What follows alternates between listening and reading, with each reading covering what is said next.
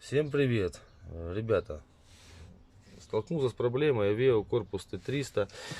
Вот, значит, стук в районе бардачка. На каждой кочке такое ощущение, что-то отвалилось, стучало, бахало, прям аж страшно было.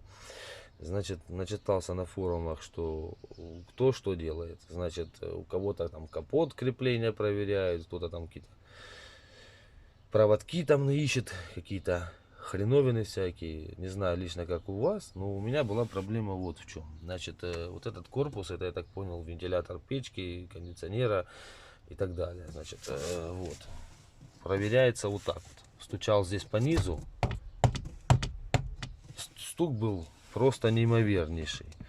Тут, получается, стоит двигатель в этой баклажке. Вот тут по кругу разбираете, снимаете это дело. Там идет шток. Тот, который штырь крутит, короче говоря, лопасти. Разбираете это все дело. Снимается лопасть. И вот так вот, если будет видно вам,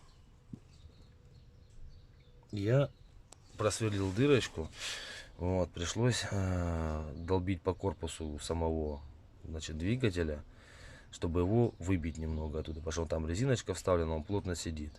Вот. Потом разобрали верхнюю крышечку на самом двигателе и подложили между корпусом, получается, самого там внутри двигатель, такая плашечка есть, вот, резиновую шайбу конусную.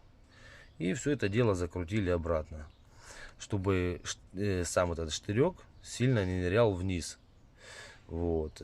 Потом это все дело закрутили обратно. Вчера проехались, проверили. Весь стук прошел. Вот. Поэтому у кого стучит из-под бардачка, можете попробовать данную ситуацию проверить у себя.